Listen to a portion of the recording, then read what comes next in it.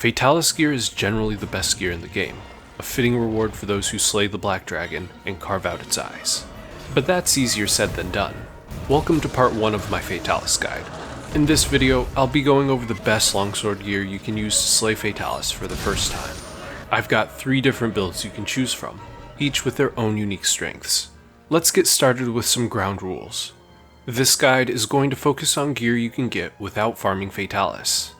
Unlike some other guides out there, I'm assuming you're watching this because you don't have access to Fatalis gear yet. I also won't be using Rarity 12 decorations, except the Expert Jewel Plus decoration everyone gets for free. These things have an outrageously low 0.27% drop chance from sealed face zones. You can easily beat the game before you ever see one of these drop. I also won't be showcasing any Safi longswords. There are so many layers of RNG for Safi weapons that you can farm Safi for days, only to get a weapon that's just as good as what I'm already showcasing. Finally, while I chose skills that I consider to be a healthy balance between damage and comfort, you can always adjust skills to suit your own needs. Now, let's get into the builds. I'll talk about the main features of each build, before discussing which specific skills you should prioritize if you need to make adjustments. Starting off, we have the Teostra Raging Bracky Mixed set. This is the best generalist set you can have before Fatalis gear, and I've modified it so it's more suited for the Fatalis hunt. Light Break Edge is an amazing longsword, with high raw damage but low purple sharpness. You only have 20 hits of purple sharpness before your weapon dulls. To manage sharpness, this set uses 3 pieces of Teostra armor for the Master's Touch set bonus, which prevents sharpness loss when landing critical hits. If you have 100% affinity, every hit will be a critical hit, and you will never have to sharpen your weapon. To achieve 100% affinity, we stack Weakness Exploit, Agitator, and Critical Eye. Wearing 2 pieces of Raging Bracky armor activates the Agitator's secret set bonus, which raises the maximum level of Agitator from 5 to 7, for 20% affinity when a monster is enraged. We also have a point of latent power, to occasionally cover for us when we fall short of 100% affinity. I'm going to be honest with you, while this is a powerful build, it's not what I would recommend if you're new to Fatalis, because you have to play very carefully to maintain your purple sharpness. If you're unfamiliar with the fight, you might want to try this next build instead. This build swaps Light Break Edge for Alatreon's Dark Claw Demise. Dark Claw has less raw damage, but makes up for it with a disgusting amount of Dragon element, which Fatalis happens to be weak against. It also has a disgusting amount of purple sharpness, with 90 hits compared to Lightbreak's 20 hits. Unfortunately, it does have worse skill slots than Lightbreak, so we do have to drop a skill point. I chose to drop 1 level of Critical Eye, and the build now has 95% affinity without latent power. Which isn't a big deal, because we now have sharpness for days, with Master's Touch and 90 hits of purple. The final set trades sharpness for comfort by dropping Teostra gear and replacing it with Gold Rathian armor. Wearing 2 pieces of Gold Rathian armor activates the Divine Blessing secret set bonus, which raises the maximum level of Divine Blessing from 3 to 5. Each time you get hit, Divine Blessing has a random chance of reducing the damage you take. Divine Blessing secret lets this happen more consistently, and raises the damage reduction from 50% to 60%. This build also runs Kulvtaroth legs, just for the skills they provide. Since we lost Master's Touch, we do need to sharpen semi-regularly.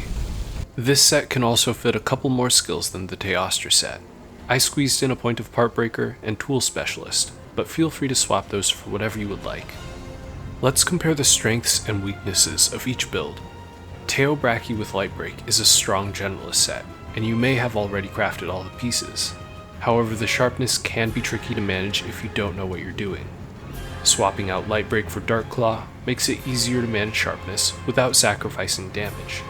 However, you do have to farm Alatreon, and Alatreon is divisive. The Gold Rathian Bracky set provides the comfort of Divine Blessing 5, but requires that you sharpen eventually. You also have to farm Alatreon. Now that you've seen all the builds, let's talk about skill priority. Starting off with must-have skills, you must have 3 levels of health boost. Health boost 3 makes up a quarter of your health bar, and is important for preventing one-shots. Without it, you're asking for a bad time. Speaking of bad times, if you cart at all, Fortify is a must-have skill. When you cart, Fortify raises your attack by 10% and defense by 15% for 50 minutes, and it can stack twice. This is, by far, the strongest single point skill in the game when it activates, so if you think you might cart, you should definitely slot Fortify. Next, if you're a solo hunter you can ignore this, but if you're playing multiplayer, you really want to have a point to flinch free. The Fatalis hunt revolves around standing in front of its chest, standing in front of its face, and swarming its head when it gets knocked down. If you get flinched by a teammate, best case you potentially lose your damage opening, worst case you eat a fireball and die. Moving on, we have our core damage skills. You only get 30 minutes to slay Fatalis, so do not skimp on Weakness Exploit, Critical Boost, or Agitator for any of these builds.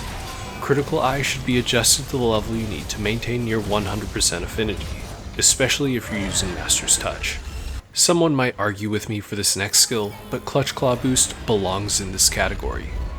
Clutching onto Fatalis at all can be dangerous, and Clutch Claw Boost allows you to wound in one attack instead of two. Being able to wound Fatalis consistently greatly boosts your damage over time. Not only do wounded parts take more damage, you also have higher affinity from Weakness Exploit when you attack those parts. The decoration is also easy to get since you can craft it in Celiana. Our last core damage skill is Heavy Artillery. Heavy Artillery doubles the damage you deal with cannons and ballista. I don't recommend using cannons, and I'll explain why in the next video, but the roaming ballista is amazing. I slot 2 points of Heavy Artillery into my Temporal Mantle just to use the roaming ballista after the Phase 2 transition. This directly translates to roughly 4,500 points of damage each hunt, assuming you only get to use the roaming ballista once. Our last skill category is nice to have skills. Divine Blessing can prevent one-shots and turn big hits into manageable chip damage. Coalescence gives you a significant damage boost for 90 seconds when you recover from a negative status effect. Coalescence is front-loaded, and you get a lot of value from just a single point. You'll get set on fire several times throughout the Fatalis hunt, which is easy enough to manage since you can roll in any of the water puddles to instantly put out the flames. This activates Coalescence for 90 seconds, which gives it nearly 100% uptime. Partbreaker increases your hidden part break damage. Breaking Fatalis' head weakens its attacks in Phase 3, and breaking it twice gives you a guaranteed Evil Eye. Partbreaker can help you secure those head breaks if you're having trouble consistently damaging Fatalis' head. Peak Performance boosts your raw damage when you're at max health, which isn't as hard to maintain as it sounds. Whenever you take a big hit of damage, you should be using a max potion to heal to full, and whenever you get chipped, you should be using a health augment to heal by dealing damage. We'll get to augments in a minute. Heat Guard prevents you from taking chip damage from the lingering flames left by Fatalis in Phase 3. It's built into the Teostra braces, and that's nice. You can slot it into the Gold Rathian build as a decoration if you want. That's it for skill priority. I highly recommend keeping the must-have and core damage skills. Anything in the nice-to-have category can be replaced with whatever you prefer. Augmenting your weapons and armor will greatly increase your survivability. Augmenting your armor simply raises the upgrade cap on your armor for higher defenses. Augmenting your weapon lets you add various effects to it, the most important being lifesteal, provided by the health augment.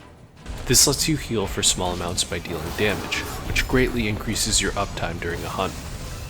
After slotting in a health augment, you should either boost your attack or affinity if you can't get enough affinity from your armor skills. The only problem with these augments is that you have to reach Master Rank 100 to even farm the materials. That's a considerable grind, but it's well worth the effort.